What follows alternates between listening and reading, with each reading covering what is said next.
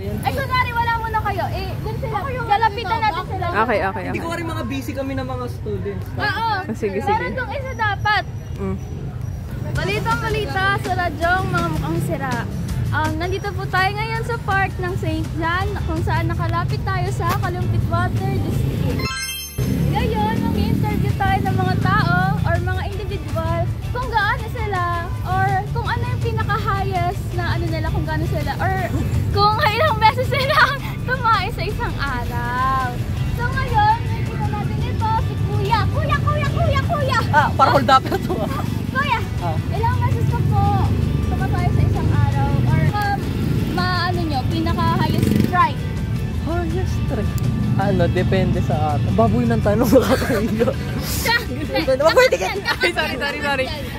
Sa ilong. It depends sa araw. Kasi may mga times na, ang lapit na siya ito, ilayo mo. Sorry. Okay, go.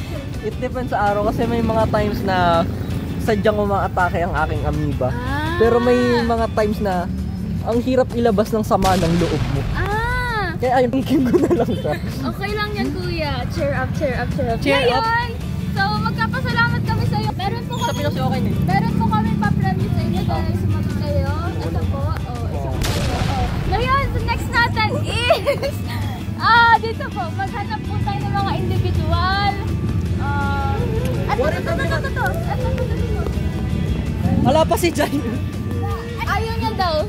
No video daw. Okay. So ito. Hala, si ate. Ate. Ano po pangalan niyo? Zaira po. Okay, si Rojas daw. Tangkad mo dyan Teka lang. Parang may mali. Ano yan? Saan to? So ate po. Ilang beses po or ano yung highest strike niyo? Hindi ba ako tumatay? Bigyan niyo nga ito ng yung gamot para sa diarrhea, para tumae ng tumae. Okay, si Justin. So ano po ang masasabi niyo dahil di kayo makatae?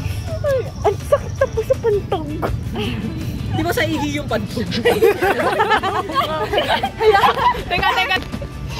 Ang sakit na po sa pantog. Sa ayos niya raw. So ate ko! Hala! Punta naman sa hospital! Teka lang. Oo. 8 deadly sin. OA. Ay, ang unfair that meron din kahihiyan si Ellie. Pinapahiya natin sa sarili natin. So ayun. Salamat po ate. So dahil dyan may premyo ka po, which is ito. Huwag niyo masyadong pahiya sa sarili. Si Ellie gagamitin niya yung pangalo. So, dito na yung outro. Manahimik ka nga. Outro. So maraming salamat sa pakikinood at pakikisama sa amin sa araw na itong Radyong Sira dahil mukha kayong sira. So dito na po nag-e-end ako po si Miss Taran. Ano pa po pala? Ito pa po pala. So, ano po pangalan nyo? Ellie po. Si ano daw? Si Ellie. So, Miss Ellie, sa ilong mo. So, Miss Ellie, ano po, gano'n ka po, or nakatae ka na po ba? Tapos gano'n ka po, nakakailang beses ka pong tayo sa isang araw, or ano po yung highest strike nyo? Normally,